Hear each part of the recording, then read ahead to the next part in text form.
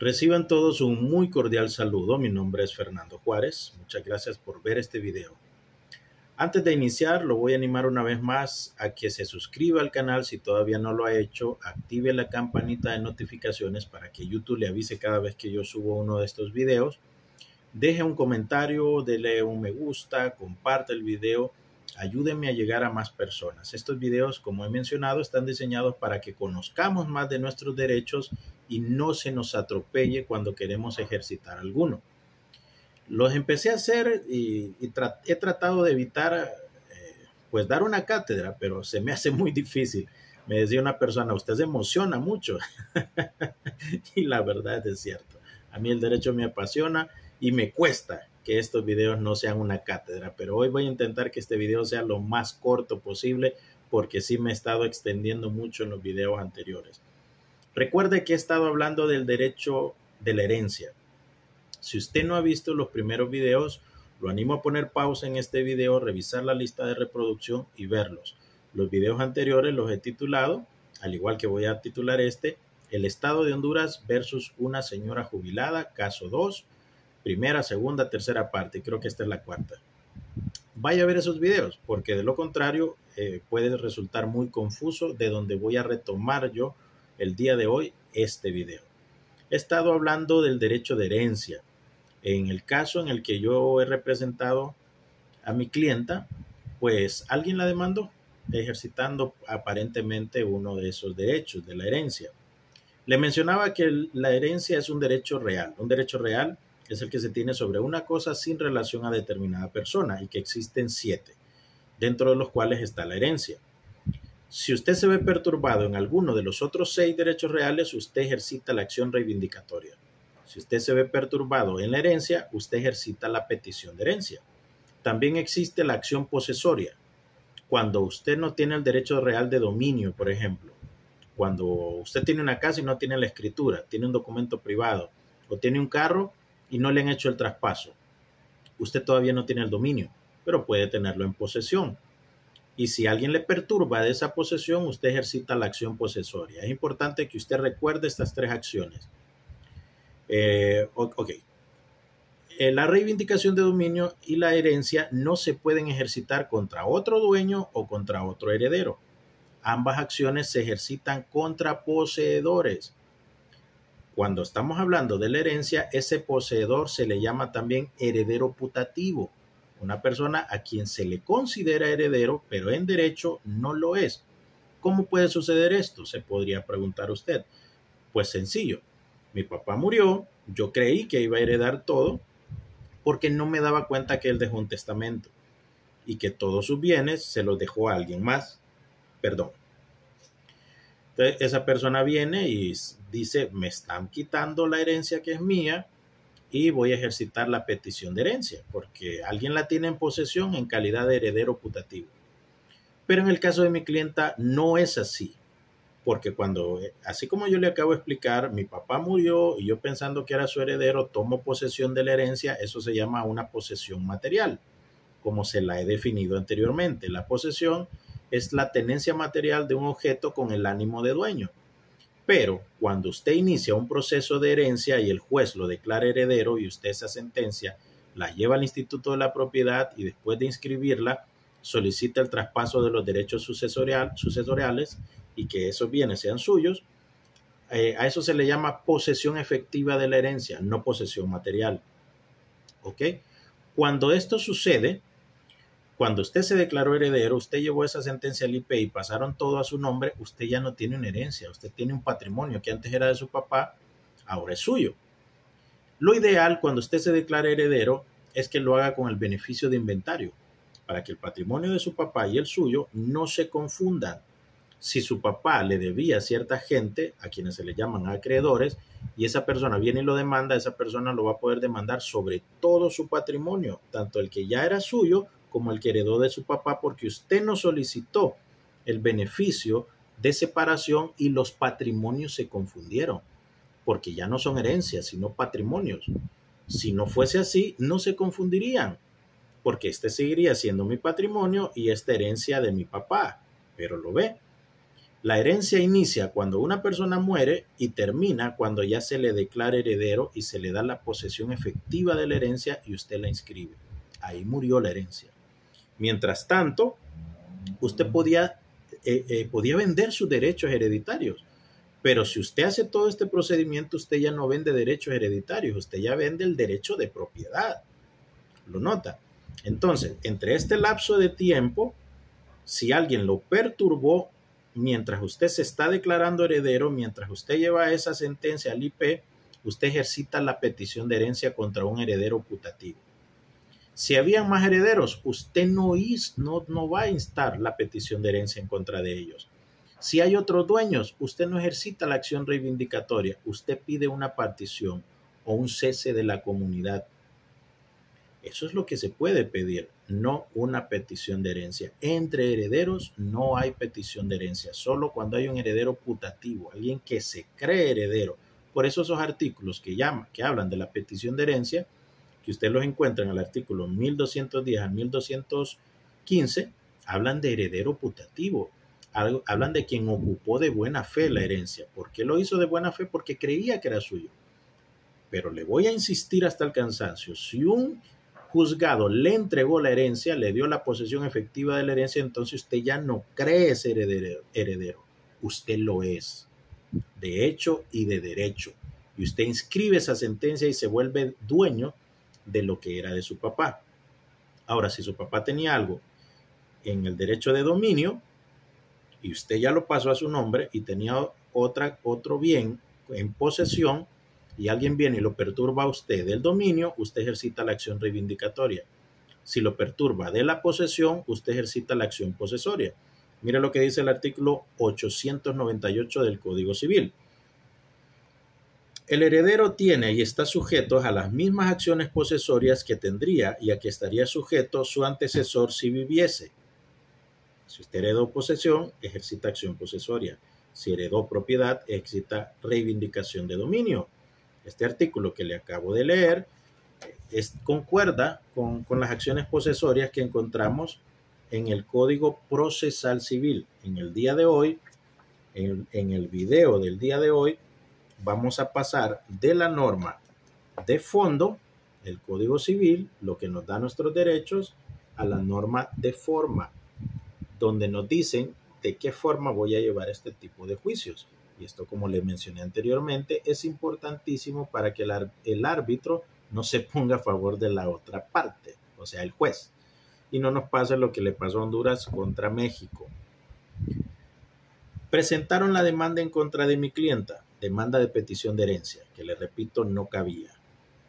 Porque mi clienta era heredera, no se creía heredera. Fue declarada heredera y se le dio la posesión efectiva de la herencia. Dicen, nos vamos a basar en el artículo 601, pretensiones posesorias. Estamos dentro del procedimiento abreviado, dicen. Demanda de petición de herencia vía procedimiento abreviado. No era procedimiento abreviado. ¿Y por qué lo hicieron así? Dice este artículo. A través del procedimiento abreviado se conocerán, numeral 1, las que pretendan que el órgano jurisdiccional ponga en posesión de bienes quienes los hubiera adquirido por herencia. Pero le voy a volver a insistir. Usted adquirió algo en propiedad y en posesión. Usted pudo haber adquirido en una herencia varias cosas. Y si la adquirió en posesión, usted ejercita esa acción posesoria. Por eso le leí el artículo 898, que se relaciona con este. Si lo adquirió en derecho de propiedad, usted ejercita una acción reivindicatoria. Ya la petición de herencia, olvídese, porque usted ya se declaró heredero. ¿De acuerdo? Y bueno, vamos a ver qué dicen los artículos de este Código Procesal Civil.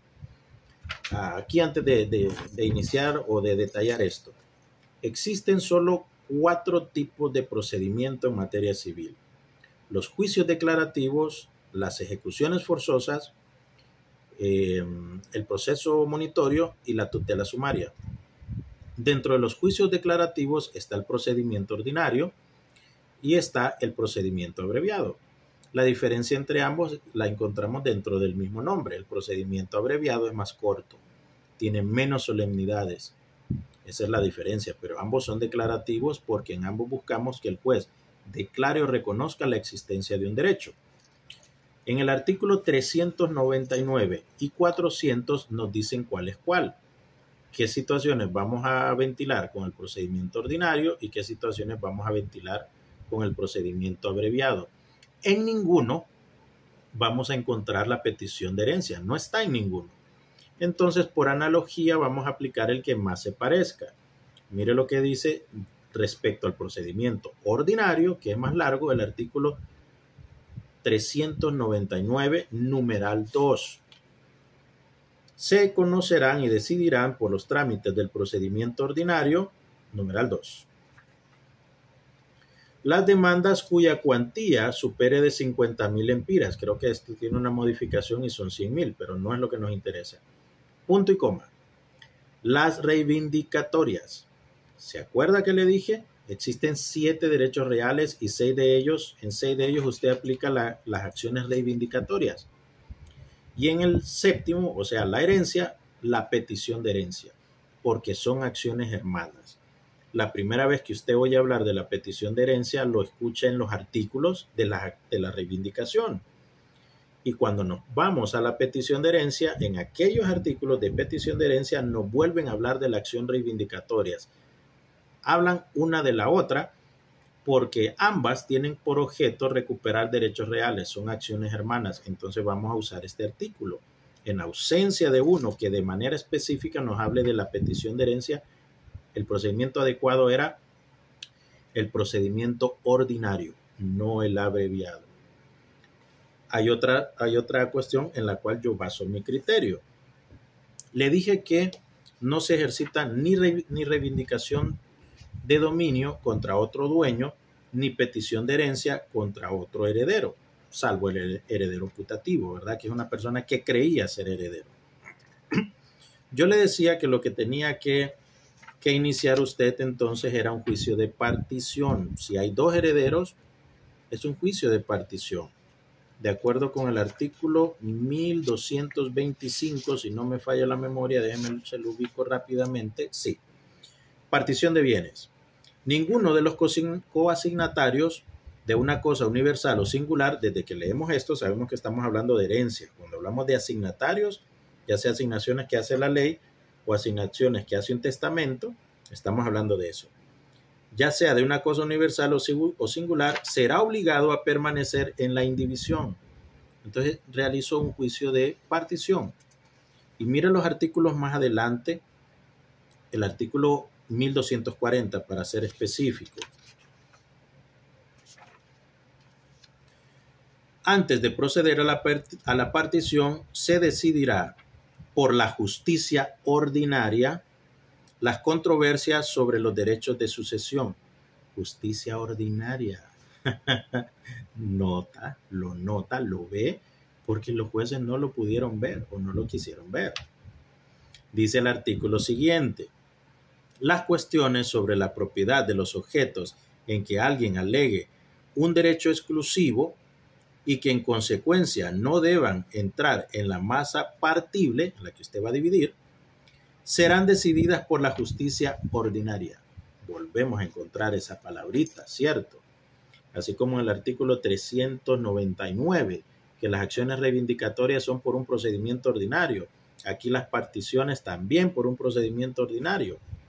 Y los jueces se fueron única y exclusivamente porque los juicios posesorios, si usted adquirió algo por herencia, le repito, no el dominio, sino la posesión. Pues entonces todos los juicios de este tipo los vamos a hacer por el procedimiento ordinario porque es como que todo fuera posesorio. No. Bueno, vamos a más allá de este criterio, de que no fue el procedimiento adecuado. Le voy a empezar a enseñar, a mostrar cómo los árbitros estaban a favor de la otra parte. Y voy a concluir de manera rápida porque se me está alargando este video de nuevo. Dicen los juicios posesorios, al cual me obligaron a llevar este caso, que lo encontramos en el artículo 601. Los que pretendan que el órgano jurisdiccional ponga en posesión de bienes a quien los hubiera adquirido por herencia, pero les repito, si los adquirió en posesión, no en propiedad, Pero esta demanda de petición de herencia vía procedimiento abreviado, si quieren llevarlo por procedimiento abreviado, entonces no debieron ni siquiera admitirlo. La persona que demandó dice: mi tía se declaró heredera en el año 2016, si no me falla la memoria, y después vendió la propiedad. Yo vine a declararme heredera en el siguiente año, 2017. Y esta demanda, señor juez, de petición de herencia la declaro la presento en el 2020.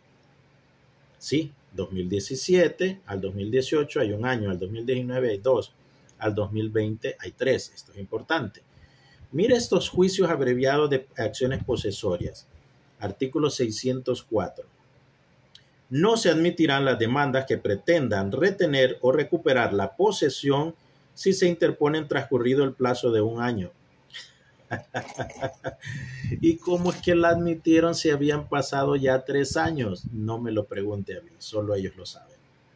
Si el artículo 604 dice no se admitirán las demandas. Bueno, pero el caso es que la admitieron. Mandaron a citar a mi clienta en este tipo de procedimiento posesorio bajo la figura de que era un procedimiento abreviado. La mandaron a citar. En los procedimientos abreviados le voy a leer algo pero muy interesante. Vamos a ver, déjenme encontrarlo rápidamente. Artículo 588, numeral 4. Entre la citación y la celebración de la audiencia habrá de mediar un mínimo de 10 años y un máximo, de 10 días y un máximo de 20 días. ¿Cuánto cree que hubo entre la citación a mi clienta y la audiencia? 24 horas. La citaron un día antes, no respetaron ni siquiera eso. Si eso no es tener los árbitros a favor, no sé qué sea. Un tercer asunto, y aquí me voy a quedar. La citaron a mi clienta y esto provocó indefensión.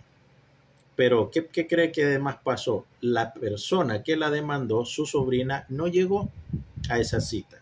Mire lo que dice el artículo siguiente, 590. La incomparecencia injustificada del demandante a la audiencia determinará que se le tenga por desistido de su demanda, con imposición de costas causadas. ¿Y usted cree que la tuvieron por desistida? ¿Usted cree que cerraron el caso? No, por supuesto que no. Entonces, admitieron una demanda que no debieron haber admitido porque solo había el plazo de un año y pasaron 3. Citaron a mi clienta un día antes cuando la ley dice que mínimo 10 días y un máximo de 20. No cerraron el caso porque, y debieron haberlo cerrado, ya vamos al tercer asunto, porque la otra parte no llegó. 3 faltas ahí nomás, así como le dieron repetición de 3 penales a México. Hasta que anote, dele, hasta que usted gane. Entonces, vamos a seguir en el siguiente video con las otras irregularidades. Muchas gracias por su atención.